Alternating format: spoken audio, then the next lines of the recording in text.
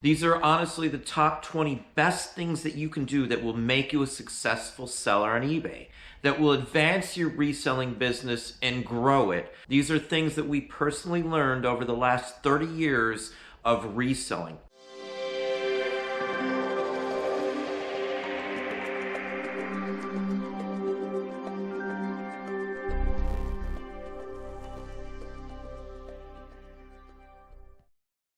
Hey, I'm Don, and I am a full-time seller online. Now, what that basically means is that I buy items to resell on eBay, Amazon, Etsy, and other platforms. We've been doing this in one form or another for at least 30 plus years, and we pay and have paid all of our bills for the last decade plus from just reselling.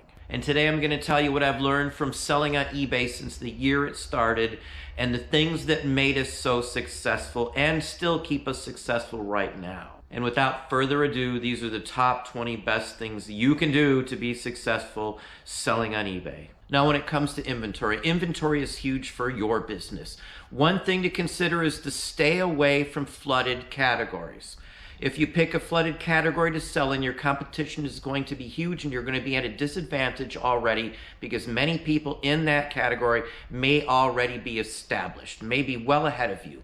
So you'll be fighting, you'll be paying more to get attention to your items as well, and those would be items I would not mess with. I would also recommend staying away from high return items. In many cases, some of the flooded categories such as clothing are also high return items. The return rate for Amazon's clothing or most sites' clothing can be 20 to 30% of every item. So that's almost 1 out of 3 items could be returned to you. Now, I know a lot of folks are going to say, well, you can just have a no return policy and you won't have any issues. Well, that's not true because you can always have a customer pay or buyer claim that the item wasn't as described. And at that point, you are forced to take the item back. It doesn't matter what your return policy is if the buyer opens the case. Now, it doesn't even matter if you were right or wrong, you will still have to take the item back. You also could get less views on your items based on return policy because most people these days want to be able to return something if it isn't right. When you're out in the real world as well, buying items, you want to make sure that before you buy them, that you've researched them or know the value on them. You also want to think about how are you going to sell them? How are you going to ship them? How are you going to store them before you buy them? I would always recommend knowing which category an item is going to be in before you even purchase it. Know how you're going to list it. Are you going to break it up? Are you going to sell it individually? Are you going to sell it as a lot? Is the item big where it's going to cost you a fortune to ship? Is it heavy where it's going to cost you a fortune to ship? These are all aspects to consider before you sell anything. Because if you're not willing to pack it or it's going to cost you too much and there's no money involved, it doesn't really matter how cheap you can get the item. Now, this one's a given. You should always read and understand all of the rules on the platform you're selling on, especially with eBay. Have you read the user agreement before you started selling? Have you checked the Vero list, which is a list of items you can't sell on the platform? Do you understand what you can and can't do on the platform? Do you realize the rules, things that can get you booted off immediately? These are all aspects you need to understand. There's shipping time frames. There's regulations that you have to follow with things you can and can't list besides their Vero list. The Vero list, again, is basically a list of items that are banned. You cannot sell on eBay because the copyright holders, the owners of the company that actually produce the products, do not allow you to do that for whatever reason eBay wants to state. So you've got to understand all the rules and policies. Do you understand when you're going to get paid? Do you understand the fees associated with that? Do you understand that if you don't pay your fees, what's going to happen and all of that? I wouldn't even recommend listing an item until you understand what everything does. How to set up shipping. Do you know all the shipping methods? All of that kind of stuff is important. Did you set up all your pages? Do you know how much you're paying a monthly fee for? How many listings do you get? What happens at the end of those listings? These are all aspects you should know, you should understand. And I know a lot of people just hop on, think it's just easy, but if you don't know all those steps, you can easily get yourself in trouble where you can, again, get booted off eBay.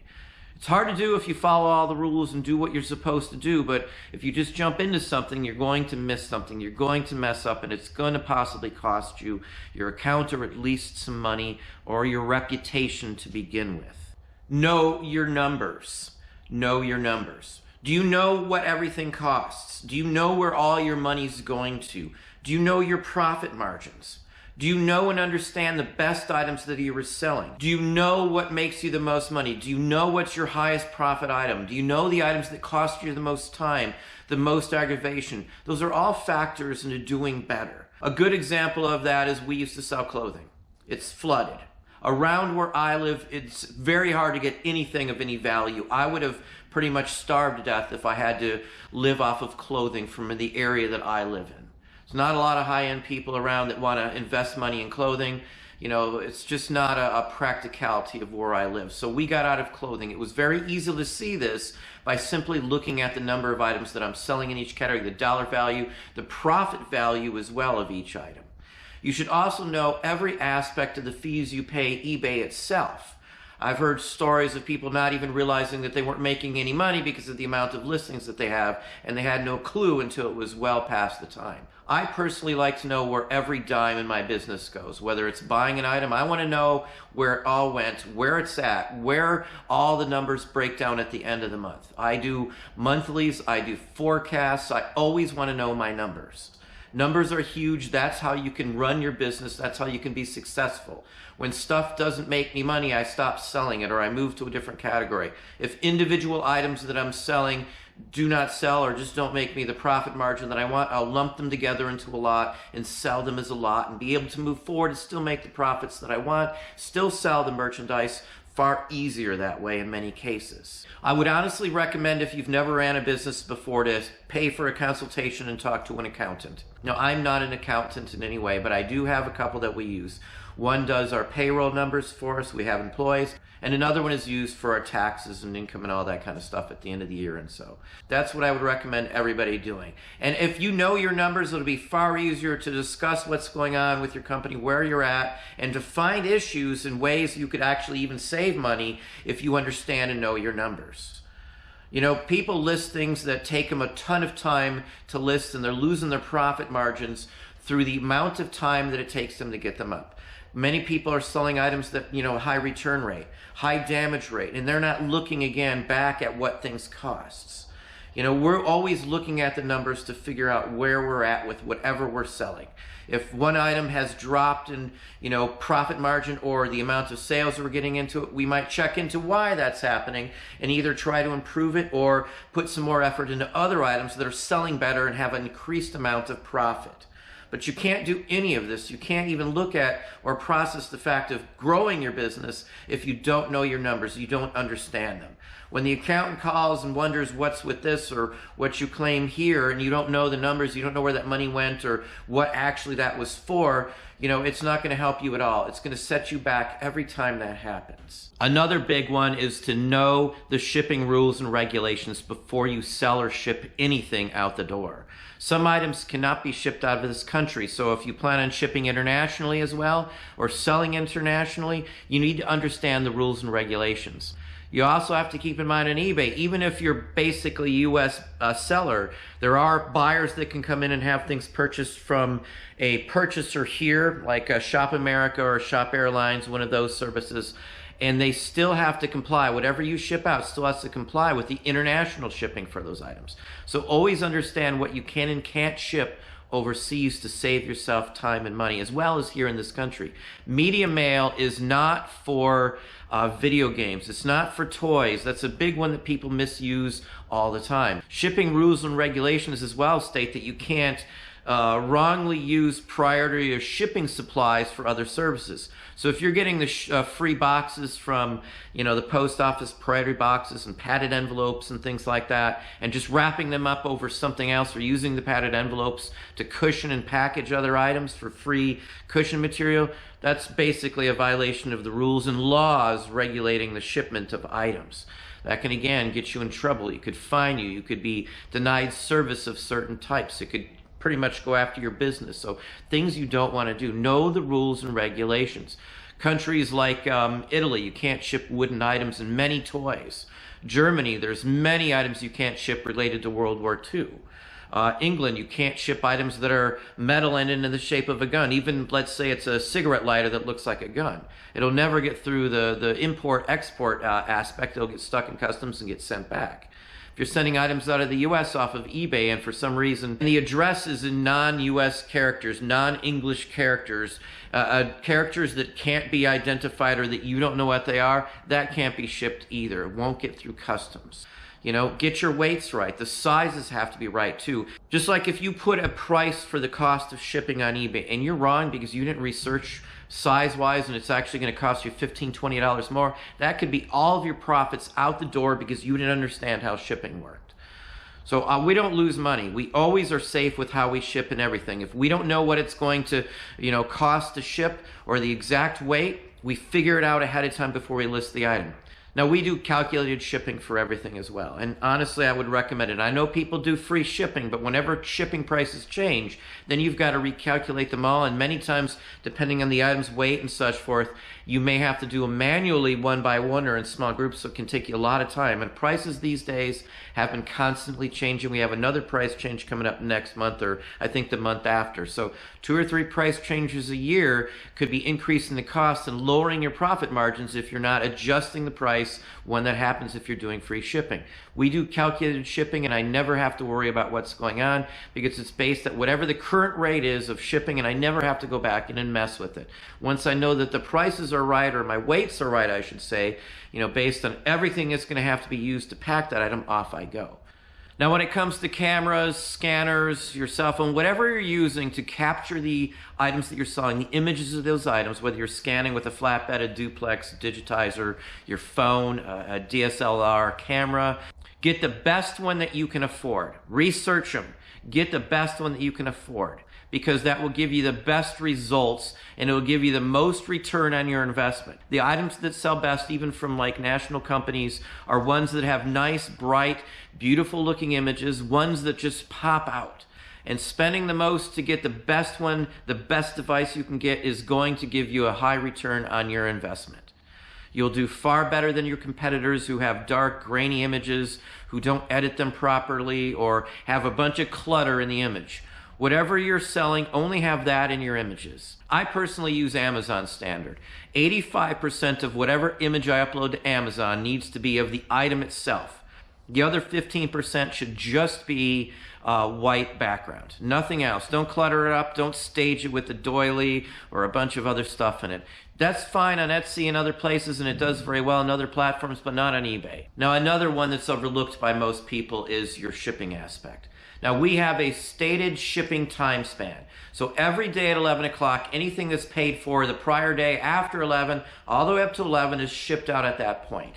By 11 o'clock, I have my receipts all printed out every day, Monday through Saturday, 6 days a week. I'm running shipping. Now, you can set it up however you want, but you need to ship correctly and quickly to keep and garner your return customers. You want people coming back knowing that they're going to get their items super quick. A lot of people's perceptions these days are based on like Amazon with their overnight shipping. And I try to always stick to the time frame that I state. So if I state 11 o'clock, every receipt is printed by 11. Now, I don't have to rush it to the post office immediately. As long as it gets out in the mail that day, you're good to go. So, and another thing to consider too, I know a lot of people like this item here. To most people, this is just a toy. They might see if it disassembles, they might put it in a little bag or wrap it up and then just shove it in a bubble wrapped 6x9 mailer or something. To me, this is an Acroyer, the evil enemy of the Micronauts. And one of my most fondest memories of toys was from this line of toys, made by Mego in the 70s. They go way back, they go back to Microman in Japan from Takara and the whole works. To me, this brings back fond memories of my youth. It's something that I personally had and played with, when I was 7 and 8. Very, very happily enjoyed it and was welcome to have one of these in my possession again after many, many years of not having one. To me, this is a cherished heirloom family remembrance of Christmases gone by, of relatives who are no longer around. And that's how I personally treat every single thing I ship out here. I mostly do collectibles, vintage antiques and stuff like that, but even newer items, even from just a few years ago, could mean something to somebody. They may have lost someone they love and that shirt was on them, when an accident, who knows? There's a ton of reasons why every item that you sell could be important, and I treat them all that way. I wrap everything, I'd rather overboard it, and wrap it way more than it needs to be safe that it's going to get there. You can't trust how it's going to be handled once it's out of your hands, so you need to take extra great care in doing that. Now, I always combine shipping, and I know there's folks out there who do free shipping and they won't give them a break if they buy multiple items, even though they're probably going to just combine them and just keep the extra money. I wouldn't personally recommend that. It's going to tick off your buyers, and they probably won't come back when they realize you just combined them and kept the extra money. If you're willing to sell it, with free shipping at that price, that means you're willing to pay the cost of shipping. And if you're just combining it, it's not going to cost you anything extra. You just made an extra $5 or $10, $20 if it's something that goes in a bigger box. So, people just don't like that. Ship nicely, ship correctly, ship how you want to be treated or how you'd want your items to be shipped and packed to you. Now, here's another one that a lot of people do not think is important, and that is answering questions. And I mean every question that you get on your eBay store, and answer them quickly and in a timely manner. Even if 8 out of 10 times that you answer a question, someone doesn't buy the item. It's those 2 times that someone buys your item that pay off for the other 8 times that you didn't get a sale out of responding to someone's question. If what they're asking you doesn't match what they're looking for, it saves you the time and trouble as well. If you don't answer the question and they buy it thinking it might be in there, or thinking that, they don't want to take a chance on losing it and someone else getting it, you may get a return. So it's far easier just to answer questions and answer them quickly the same day they come in. If you don't answer them, there might be somebody else selling the same thing who will answer them, and they're going to buy it from the person who answered their questions versus from the one that doesn't answer what they need to know. Always protect your feedback. That is something else you need to worry about. Your feedback is how everyone sees you on the platform. If you have really bad feedback, people are going to assume that you're just not that great of a dealer, that you're just not that nice, or your items are bad, or you misrepresent things, or your shipping time's wrong. Whatever the reason is, no matter what, you need to make sure you're giving the best service that you can. Even if you don't agree with what a buyer's saying happened, or the item condition or something, be nice, polite, take it back if you have to, give them the proper refund if that's the case, but you want to protect your feedback. You want to protect your feedback. Most people, including myself, look at feedback before I buy something. Did they sell fraudulent items 10 times in a row in the last 2 months? Did they rip off people? Did they sell items that didn't work, or the wrong size, or misrepresented the condition? I'm not going to buy from folks who routinely do that and things that I want. I want an item in the right condition for the right price. If it says it's working, it needs to work. Don't say the wrong thing. Don't be rude, crude, or vulgar to somebody where you can entitle them to have the ability to leave feedback for you. One thing to consider is if you offer 30-day free returns, is that the buyer in most cases can't leave a negative or even a neutral against you if there's a problem with the item and they return it and there's any type of issue like that. As long as you follow the rules that eBay states for how you handle it, how quickly you give them a refund, how quickly you acknowledge the return or send them a return postage paid slip or whatever the case may be, the better off you're always going to be. Just follow the rules. Everything will be fine at the end of the day, and they can't leave you feedback as long as the return is handled correctly. A huge one, and something that can get you booted off the site the very first time you do it, is trying to do business off of eBay through eBay. Never ever do that. Now, don't confuse what I'm saying here with cross-listing your items. You're allowed to cross-list your items to other sites. You just can't tell people on eBay, hey, you can get it over here, or why don't you meet me in person? I'll take the listing down and sell it to you in cash so I don't have to pay eBay fees. Any of that kind of thing, or even mentioning something about that in email, can get you booted the very first time you do it. So that's a huge one, and that goes right back to following the rules. I want to stress this separately because far too many people these days mix up the cross-listing aspect with telling people that you sell on other platforms through eBay. You cannot do business from off of eBay through eBay. That is a no-no. Just like if you're set up in an antique booth and someone wants you to sell them something out of that booth outside of the store and try to get you to do something like that, that could get you kicked out of the antique booth as well.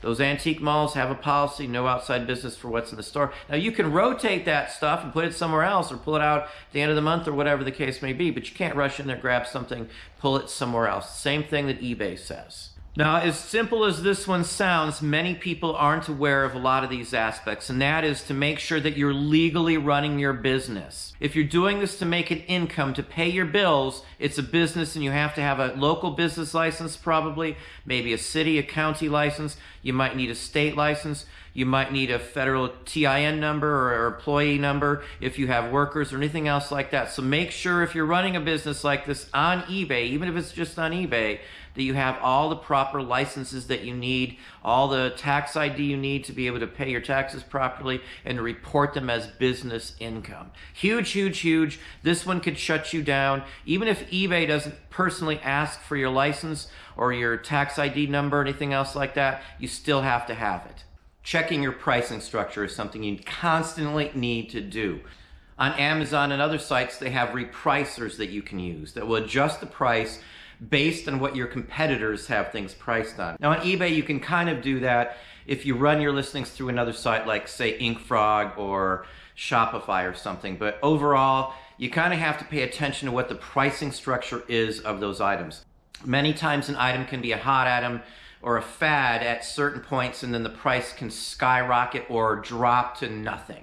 Beanie Babies is a perfect example. Some Beanie Babies were going for thousands of dollars, and overall most of the market just pretty much crashed overnight. There are still some that sell, don't get me wrong, but overall that whole field has pretty much died off mostly. Now obviously you need to know how to price to begin with, how to research it and the whole works. So if you're mispricing things, that can be another way that you're just giving away money. Having the ability to know a $10 pricing structure versus a $100 pricing structure is huge, and something that for many people may take a longer time to grasp. But if you can figure out how to price the items effectively, you can do far better any day of the week. Perceived value comes into play with pricing items, like pricing something for $9.99 versus $10 or $29.99 versus $30. Figuring out the perceived value of your item's pricing is probably one of the best ways, again, to help your item sell. It'll be in a sweet spot and just the right price. Inventory. Setting yourself up an inventory system so that you won't lose the items that you are selling. That is huge, huge, huge, huge. And don't wait till it's too late. Start setting it up before you list your first item so that you know how you will find it once you sell it. I hear all the time how people have sold something that's been up for years and they can't figure out where it's at and have to cancel a sale.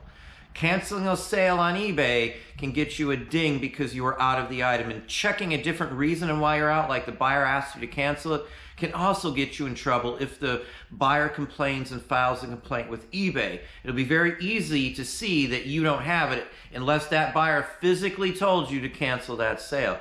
This is just a couple examples right here of how we store our items. Everything we have is stored in a bin.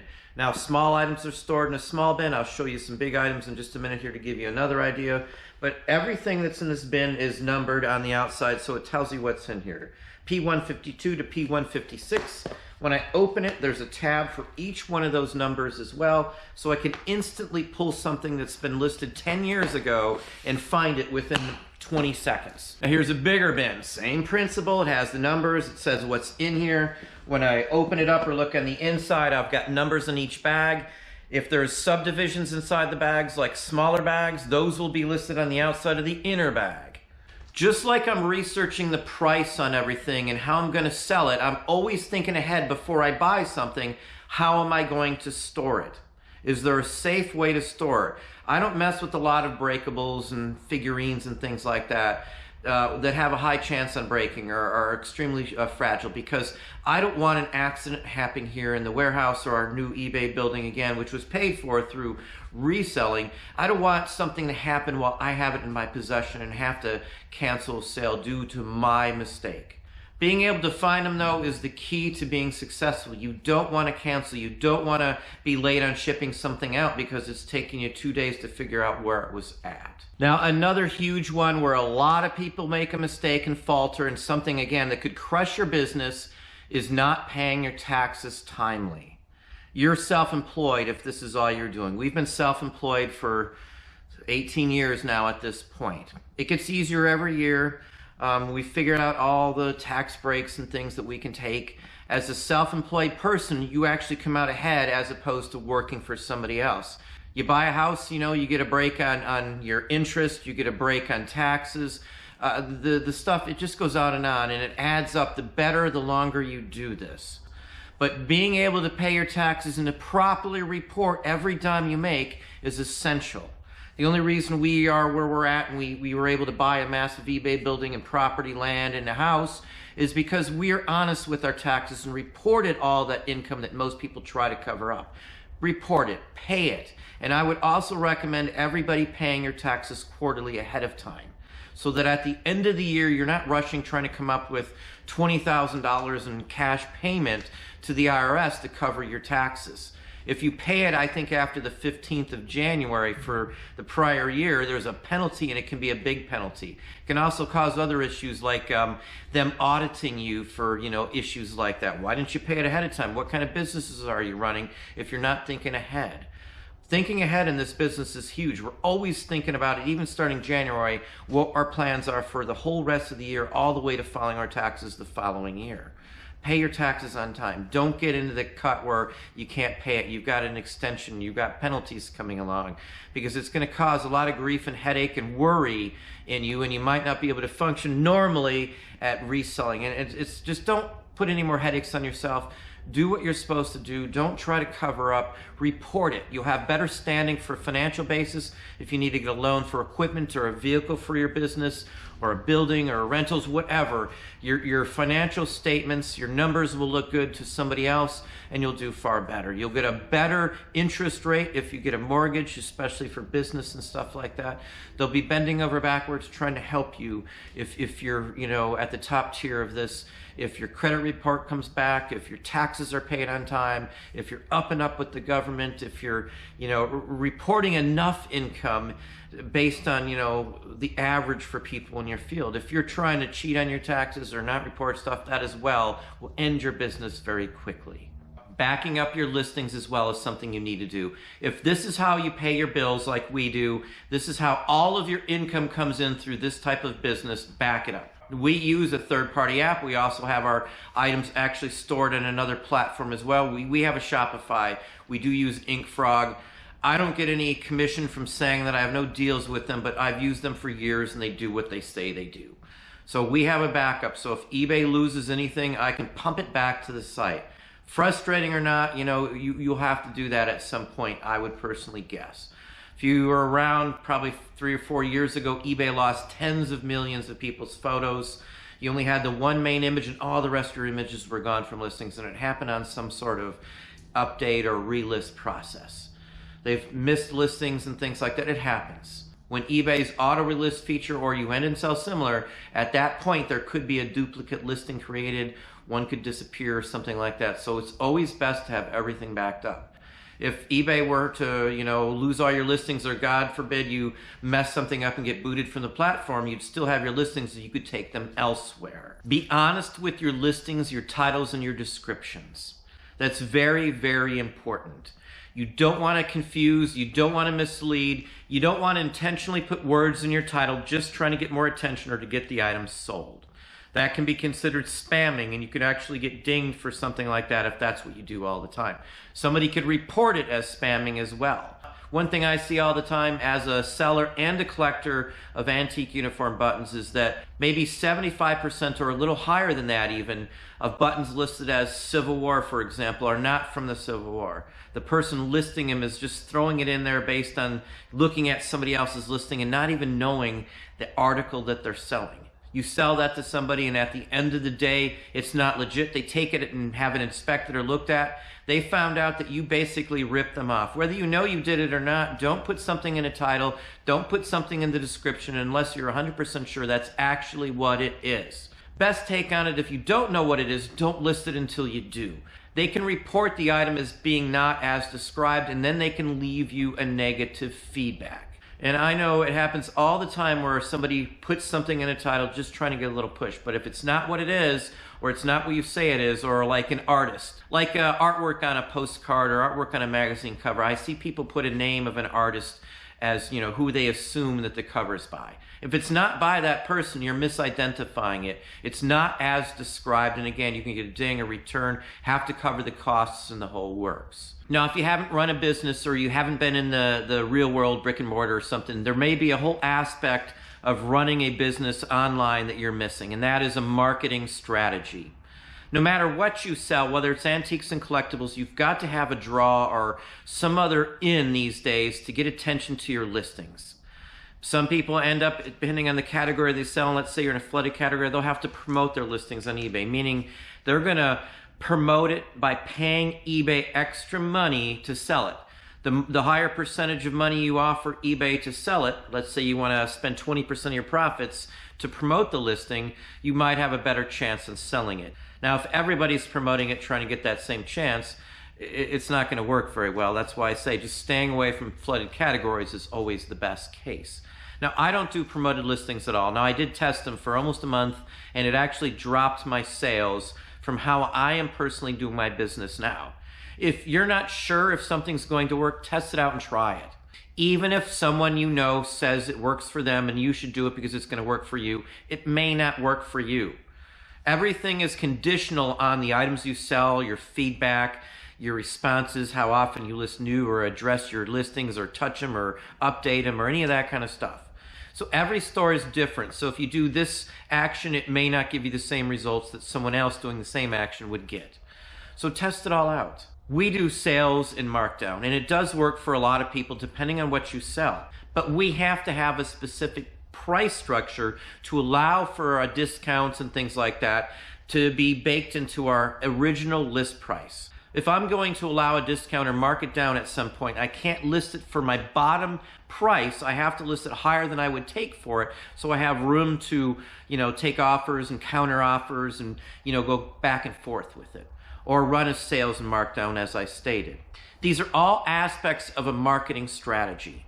We run a sales and markdown. I do end and sell similar, which refreshes my listing. We personally do end and sell similar twice a week. We do sales and markdown twice a week. We run small and short sales, and then we do a limited small amount, a few thousand, end and sell similar a couple times a week. And that's what works for us. We have other marketing strategies, like we have now a newly added item, newly listed items category in our eBay store. We have very specific breakdowns on how our store is set up as well. We've grouped certain items together, like all military items go in the same category, even if, let's say, some are postcards, some are buttons, to make it easier to shop. We keep niche items together as well, which is part of our marketing strategy, to try and push multi-item purchases from the same person. One person buying 3, 4, 5, 6 items. Every single day of the week, we have at least one person buying multiple items, usually 2 or 3. We also have repeat business these days every single day of the week. That's been our market strategy, to center in on items that will give us repeat business. We try to stick to and have quantity up in specific niches, especially niches that we continually add new stuff. When you're adding new items on a weekly basis to the same categories, it keeps attention coming back and grows your footprint on eBay, gives you a bigger base, more views, more eyeballs on your items. And one last aspect on a marketing strategy is I also look at my competitors.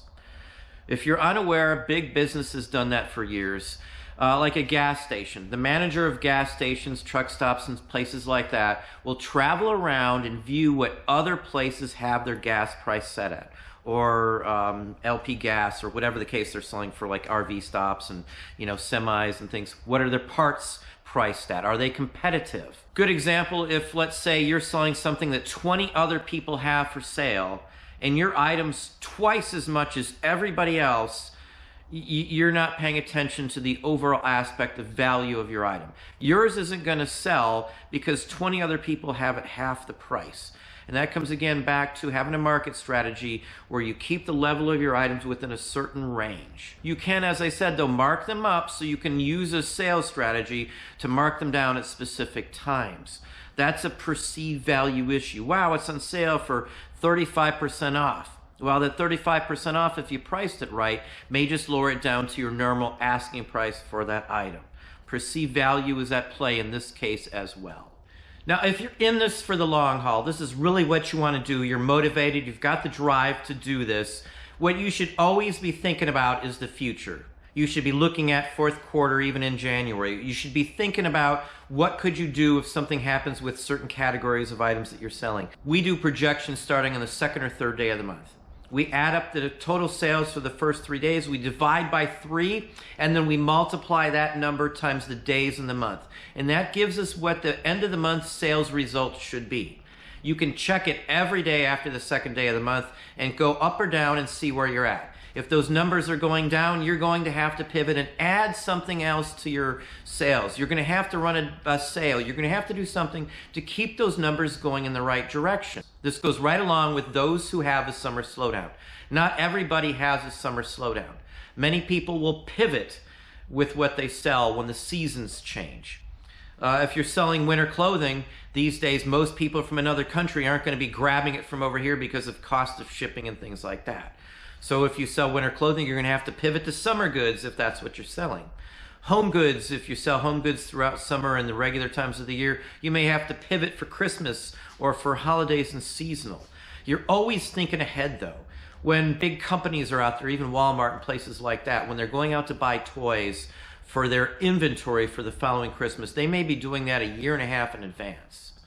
They're doing projections. They're using prior year sales data to figure out how much quantity they need to get, and then they'll use that quantity total to figure out what their offer is going to be on a bulk purchase of, say, 1 million units of something, the latest Pokemon cards out, or Elmo figure, or whatever is out there.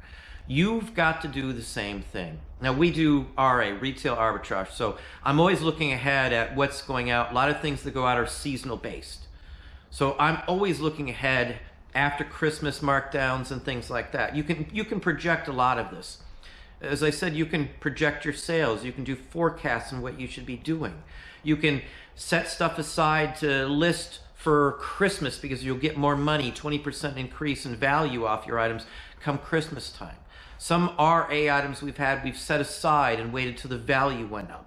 If it's a good item, it's an exclusive item, those items can be worth more if they're 5, 10 years old as opposed to, only being from the prior year. There's a reason things are in clearance at one point because they're not as well received. Not always, but sometimes things are in clearance just because the store needs them out of the way, even though they'll sell their places. That's, again, the whole thing of retail arbitrage in general. But every aspect of my business, I'm looking ahead. I'm not just thinking about what's happening today and tomorrow, but what's happening next week, next month, or even next year. Where do I expect myself to be in a year from now as a reseller? Do I want to increase my business and grow at 10% this year? How am I going to do that? How am I going to get from here in January to increase my overall sales 10%?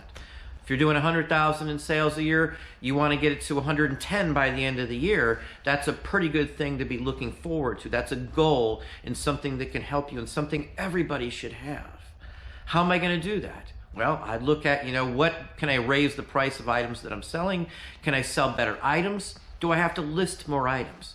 For us, quantity rules the day, so the more items I have, the better I do. Most of my items are covered that way, and that's the way it works for us. And along the same aspect is diversification. If you want to be successful over the long run, you want to be still reselling a year, 2 years from now, 5 years from now, or 30 plus years from now like us, we've diversified, and that's what you need to do too. Don't just put all your eggs in one basket. As I said earlier as well, you don't want to have everything based on one single platform, one single item, one single category, one single base of customers. The best types of items to sell anywhere on the planet are multi-category interest items. And what that means is a whole bunch of people from all different categories and niches want the very same item, but for different reasons. Multi-category interest. That means I don't have to worry about only one small group of people wanting an item. I have tons of different people wanting that same item. There's a ton of different examples like that. So multi-category interests are usually the best items to sell anywhere. Time is something else you have to consider in this field, this business, this industry. If you've been working for somebody else all your life and now you want to be a reseller, chances are you're not managing your time very well at all. If you've never sat down and wrote all the hours you worked, whatever you've done for an entire week, you'll be shocked, chances are, at how much time you're just blowing. I'm very good on regulating my time because I understood that as a manager and as a regional manager for many, many years. And time is a huge waster. It's something that can blow your business.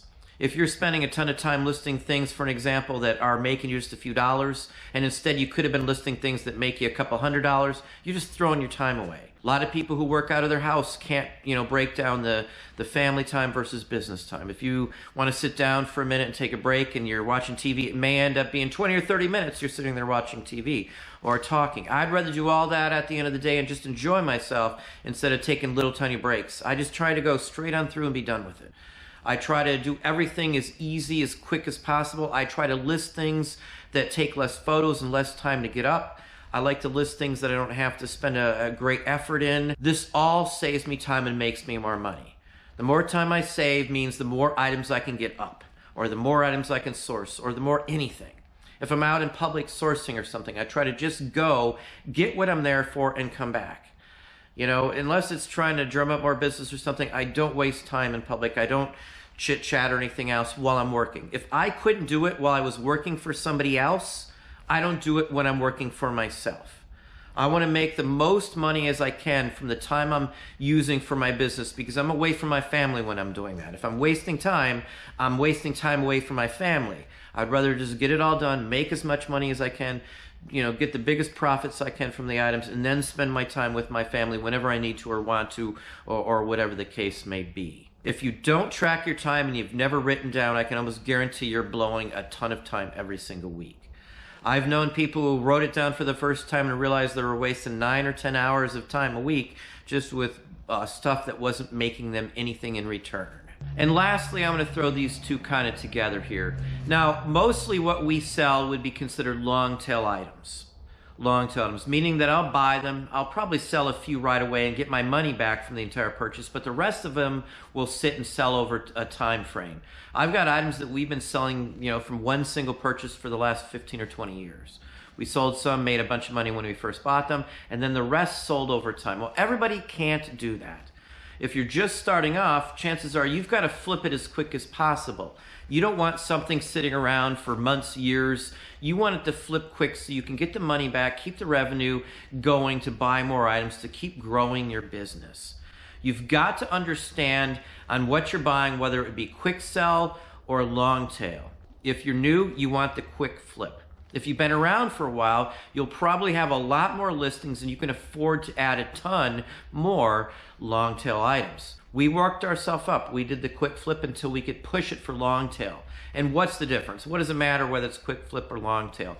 I'll get far more for my items if I can put them at a price I want for them and then just wait till the right person comes by. Instead of putting them at a quick flip price where they'll sell quickly to get me my money back, but I won't make as much profit.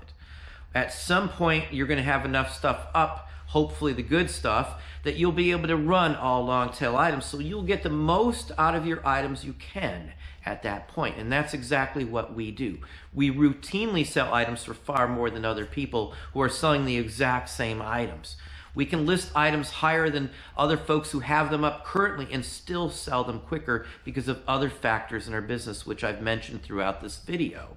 That's something to think about when you're doing this. And lastly, knowing more than those you buy from is key for our personal business. Not everybody, but most people will do far better at this if they can know more than the folks they're buying from. If I go to a garage sale and I know that this is some rare item and the person selling it doesn't, then I'm able to purchase it at a really reduced rate. It's not on me to tell everybody what they're selling. It's on them to know and do the homework just like I did to be able to research it and figure out what they should be selling it for. No one told them to put a $100 item on a table for 10 bucks. They did that on their own accord. Some people may think that's wrong, but that's the same thing with the business spending 10 bucks to make something that they turn around and sell for $100. They turn $10 worth of plastic and construction time into $100. It's the same thing I'm doing. I've got time invested into it and the whole works. So wherever you go, knowing more is best. If you're going to look at a whole bunch of records and you know records better than the person selling it, you can pick out the records that are good. And when you can't find stuff to source from the regular world, you can always source from other dealers, antique malls, and places like that. If you're into niches and collectibles, of course, or markdown sections and things like that for RA items, retail arbitrage. But if you don't know the stuff well enough, you're not going to be able to do that.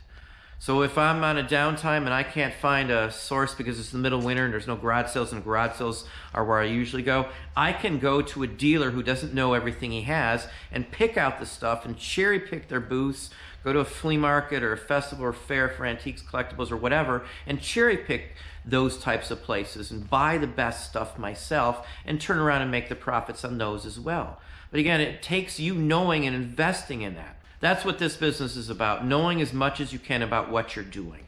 All successful businesses know all aspects of their actual business. They know the numbers, they know all the policies, the rules, the regulations, the laws, what's best to sell. All that information is out there for you. eBay offers most of it. The rest of it, you can break stuff down in spreadsheets or whatever you happen to use and, come up with the same results that you need. And the final thing I'll have to add is, you really got to want this to make this your full-fledged business. You have to have a drive and a desire, a strong drive and a strong desire to do this. For me, it's the freedom that it gives me to be with my family. I worked some awful jobs for other folks, even as a regional, as a district manager, as a general manager. I worked 70 hours a week. I never saw my family. I missed my child's first steps, first words.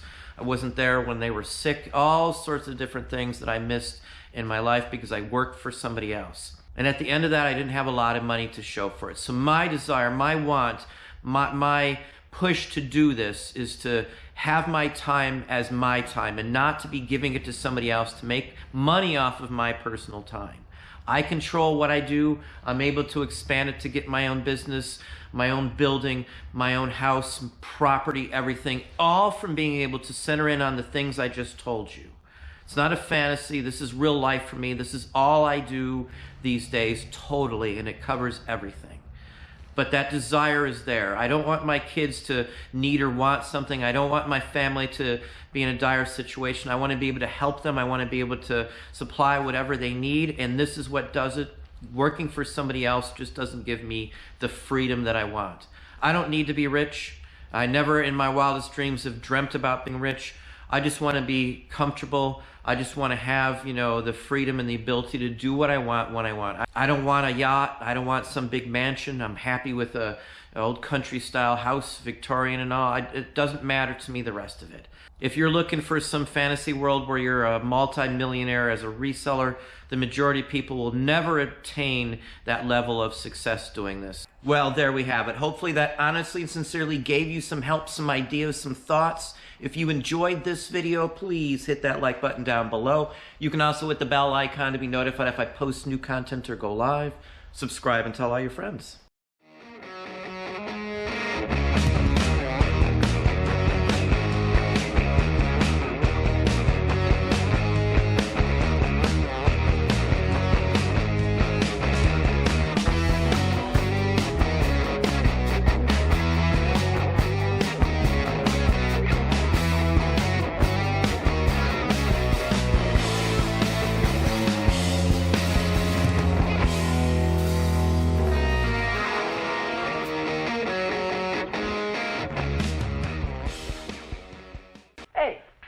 Keep talking profits. Some guys act like profit is a dirty word. Profits, my friend, are the money we need to grow on. Nobody stands still these days. If everybody else moves ahead and you just stand still, you're actually falling behind. Just to survive, you gotta grow, and you do it with profits. Only with profits. Yeah, but a guy in my situation? Exactly. In your situation. Profits are what moved you from stock boy to the department head you are right now. Profits expanded the business, created more jobs, let you move up. Profits give you your security, your chance for future advancement. Yes, sir. Profits have a big job to do.